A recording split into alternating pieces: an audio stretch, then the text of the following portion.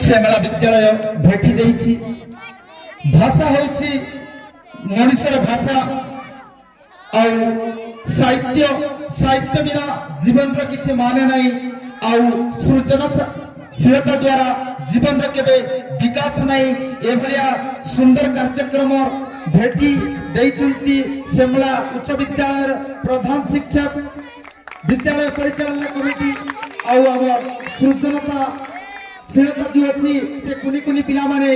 तांकर प्रतिभा को देखिबार आज गोटे सुंदर सुजोग अच्छी ये अवसर रे समस्त को हृदय धन्यवाद जनाउछि। साहित्यर गति कथा मने पड़े कालजयी लेखक फकीर मोहन सेनापति अतीत संस्कृति थिला जीवन थिला परंपरा थिला तो कुनी पिलाटे पाठ पढ़ा चाहूला से पाठ पढ़ा चाहूवा भितर घर भितर बांधि रखा चाहूँ से भाया परिवार परिवेश दृश्य को देखला परे